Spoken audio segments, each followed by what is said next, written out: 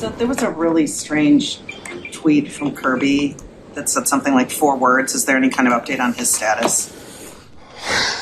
I don't know. I don't know about the tweet. No, I mean he'll be running around doing some individual stuff like that. He's doing a little bit more, but I don't know anything about the tweet. Coming back this week against the Cowboys. I mean, he's closer than he was before. He's close. We'll know a lot more really tomorrow. Today's a walkthrough, so tomorrow, Friday, see where he's at. But he is getting better. Like we said, he gets better every week.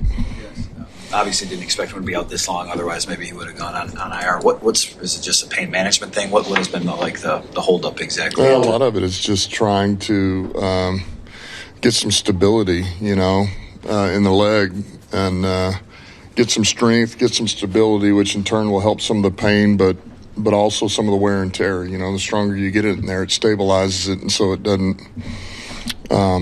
wear out as fast or create that kind of pain with it. So that's really what a lot of it is right now. And you're pretty confident will clear up when he has the offseason to rest, or is there a concern of chronic? Yeah, I don't know. I mean, that's hard to say. I don't think it's necessarily going away, but I think you do the best you can to manage it. That's it's like a lot of these guys, that have gotten some injuries here or deals with, could be cartilage or meniscus or anything like that. It's you do your best to manage it, and there'll always be a little wear and tear, and it's just how bad is it, But I do know that the more you can strengthen and stabilize, that helps a ton. Helps with the swelling, helps with the pain. So that's where we're at. What is his exactly? Is it more than a bone bruise then? Is he dealing with something else?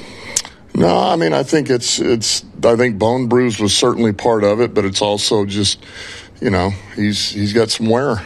He's got a little wear. That's all.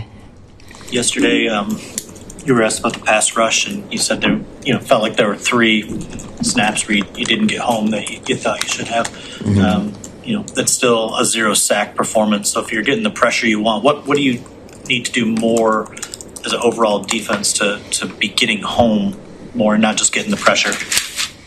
Yeah, I mean, I think, look, first of all, Love did a hell of a job. He's a heck of a player, man. And, that ball was coming out fast, and he threw a few of these now off his back foot, and it was on point. So, he's got that ability. But, I think more than anything, it's, you do your best that you can to set up a one-on-one where you can find one.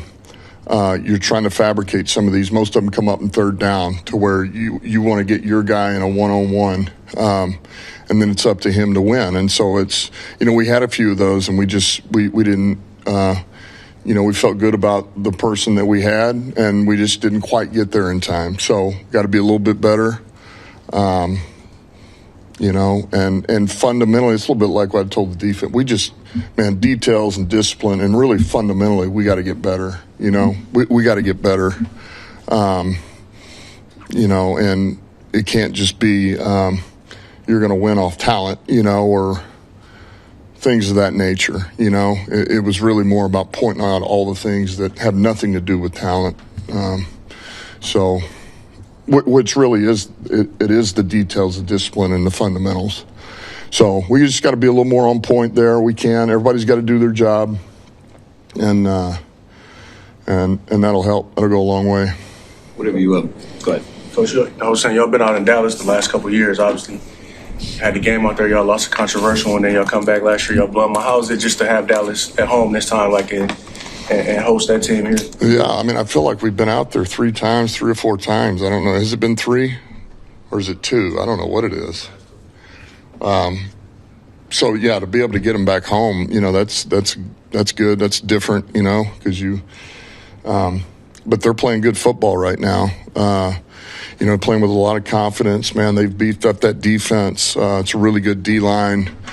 Those guys are active. Eberflus has done a hell of a job. He's a good defensive coordinator. We know him, obviously. He was in this division. Defense always played well. But he's doing a good job. And then, what shot he's done offensively over there. And Prescott, those two receivers, they got a run game. O-line's rugged. It's a good team. It's a good team, man. This is a real good team playing at a high level, confident football. So it should be a good test for us, man. We're pretty fired up. The last 3 years, I was just going to ask you, being how good they are since Quinn and Williams came aboard, what sort of impact he's had on that defense and kind of how they've played the last few weeks with him in the middle. Yeah, I mean, he helps. He helps those guys. You guys know how I feel about Kenny Clark. I think he's an outstanding player, and so. That helps Kenny, and it helps really the rest of them. 41 plays at a high level, man. He can burn the edge. You got Clowney.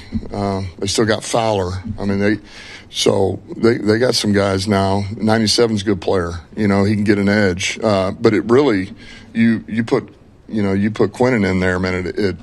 He's already he's a good player, man. Run and pass, gets off the ball, disruptive, but then he really helps those guys around him. He does, because now there's some resources you may need there, and the rest of those guys, they'll get some 5-down stuff and let those guys go. So it's a good unit. But we just faced a pretty good unit, too. Ask about Josh Paschal. He didn't get activated last week. Did he have a setback or just wasn't not enough time? Yeah, it wasn't. It just wasn't enough time, really. To really be able to say that we knew he would be able to get through the year or that he was ready. That's what it came down to. Hate it for him, but it's where it was at. How do you limit the explosives against an offense like that?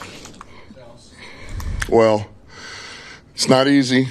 It's not easy because those two receivers, man. Here's what they do a great job of, and it helps. You got two number one receivers on the outside, and both of them are two different types of players. So that gives them variety, versatility. But then they run the ball well. They have a diverse run scheme. They do a lot of under center. Dak, they're against playing at a high level. The run action, the play pass stuff has been really good. So when you can run it like they run it, and then you got those guys, and they got a pretty good tight end, man, they become explosive. So, I'll go back to this. So much of it is going to start with shutting this run game down. We cannot let this run game get going. And because those guys are a handful anyway on the perimeter. But if we can just at least shut down some of this two-dimensional football, that's going to go a long way for us.